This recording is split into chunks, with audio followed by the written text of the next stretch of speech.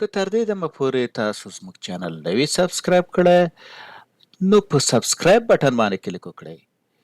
د که ویډیو مو خوښه شوه نو په لایک بټن باندې کلیک وکړئ. د نور سره شریکولو لپاره په شیر بټن باندې کلیک وکړئ. خپل وړاندیزونه او نظرونه د کمنټس په برخه کې زموږ سره شریک کړئ.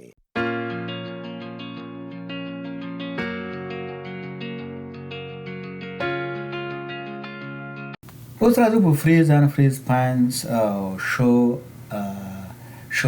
اور هاید چه فرمولا بار یا هاید ان ان هاید فرمولا بار.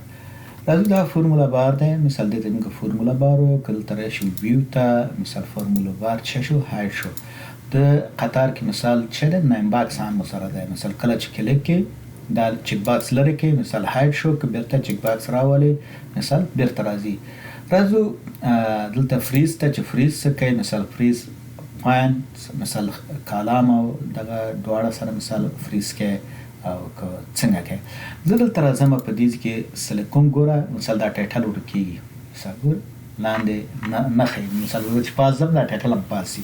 نو زه وایم چې دا ټایټل هم دلته فریز شي یا ودرېږي. نو دې دپاره موږ څه کوو. راځو لومړی دلته کلیک کوو په دې خانه کې سلیکټ کوو ورته چې ټاپ را.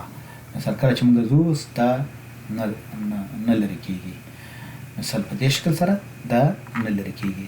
که چېرته زه راشم او مثال دا بیرته لرې کړم ورته وایم دلته ګوره چې مثال فریز پان ته راځم ورته وایم چې ان فریز پان مثال بیرته مې لرې کړ. که چېرته کالام دغه کوم مثال دا کالام دی په دې شکل دا مثال کالام دغه کوم نو دا به فریز شي دا کالام. مثال دا کالام ورته چې کالام فریز کا. مثال دا کالام چې شو دا فریز شو. که زه اوس په اروکي باندې رایټ اروکي کلیک کوم دې خوا راځم مثال ګوره ټکس پټ شو خو اما دغه چې دی کالام ولاړ په ځای باندې. اوس زه بیرته راځم ورته وایم چې ان فریز کوم. کله چې ان فریز کو بیا دلته راځم ورته وایم چې فریز او پان. مثال دا چې شو دا پاس رای دغه کړه او دې خوا کالام دا یو کالام او دا رو چې شو دا چې شو فریز شو دا دواړه. مثال دا چې دی فریز دی. کلام دی راشو ګوره هغه فریز دی. او که دې خوا ته راځم مثال په رایټ ارو کې باندې ګوره هغه فریز دی. هغه کالام فریز دی. دې خوا ته دا را فریز ده.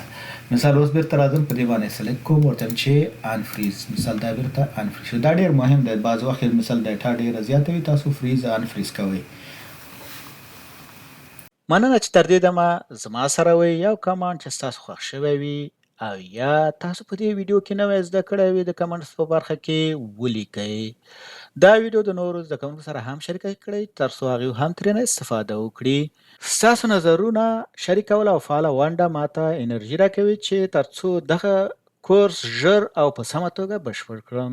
نو ستاسو څخه هیله کوم چې خپل نظرونه یا وړاندیزونه زما سره د کمنټ په برخه کې شریک کړئ.